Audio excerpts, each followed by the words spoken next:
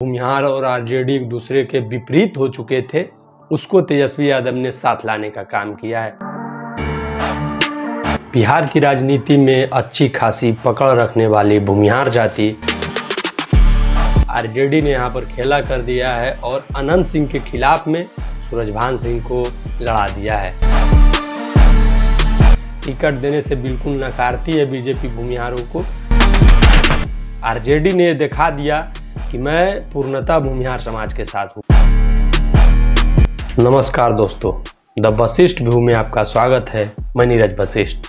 आज आपको बताएंगे कि तेजस्वी यादव ने इस चुनाव में कितने भूमिहार को टिकट दिया है और कहां से दिया है। चुनाव के पहले उनके पार्टी के कुछ लोग भूराबाल साफ करने की बात करते थे, लेकिन तेजस्वी यादव ने अपने पार्टी में सबसे ज़्यादा भूमिहारों का ही सम्मान दिया है, जिसकी संख्या भले ही 2% हो, लेकिन इनका राजनीति में दबदबा, इनकी कहानियां बताई जाती है कि भूमिहारों का वोट जिस तरफ होता है सरकार उसकी बनती है। भूमिहारों का वोट, स्वर्णों का वोट इस समय पे जेडीयू बीजेपी इस तरफ है तो उनकी सरकार है।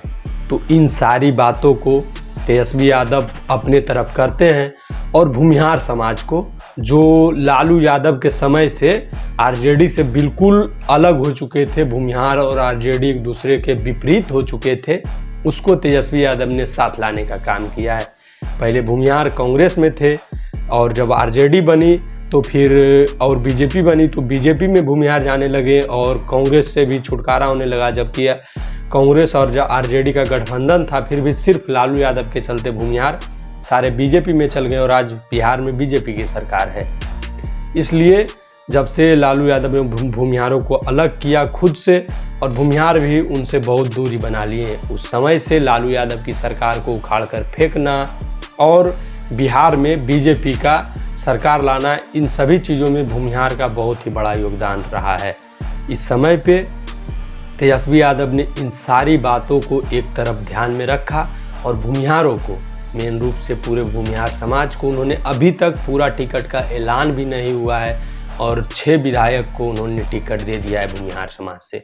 उनकी पार्टी के एक नेता हैं अशोक महतो, लोग उन्हें प्यार से सरदार अशोक महतो कहते हैं। उन्होंने बोला था कि भूरा बाल साफ करो, उनकी पार्टी से हैं, आरजेडी पार्टी से। और हाल ही के दिनों में पहले एक थी सारिका पासवान, उन्होंने भी ऐसा बात बोला था भूमिहार समाज को लेकर। तो अभी उन लोगों के आंखों में खटक रहा होगा भूमिहार समाज। तेजस्वी यादव ने उन लोगों के मुंह पर तमाचा मारा है और बताया है कि नहीं, भूमिहार समाज मेरे साथ है और मैं भूमिहार समाज के साथ हूँ। आरजेडी ने दिखा दिया कि मैं पूर्णतः भूमिहार समाज के साथ हूँ। बीजेपी ने अपना औकात दिखा दिया है भूमिहार समाज को।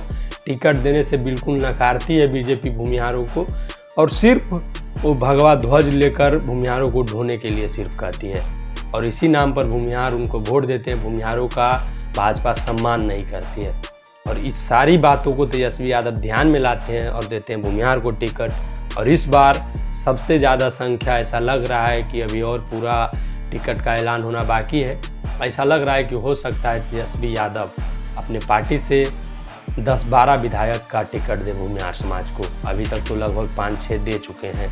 मैं उन सारे विधायकों का नाम आप लोग को बता देता हूं और बता देता हूं कि वो कहां से चुनाव लड़ेंगे और उनका नाम पता सब मैं बता देता हूं। राजद ने, तेजस्वी यादव ने, आरजेडी पार्टी ने भूमिहार समाज के 6 उम्मीदवारों को टिकट दिया है। उन सभी के नाम हम आप लोग को बता देते हैं।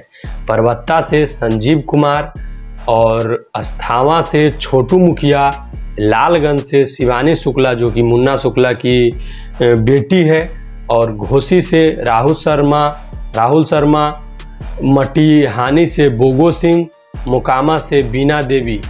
अभी और पूरा लिस्ट आना बाकी है।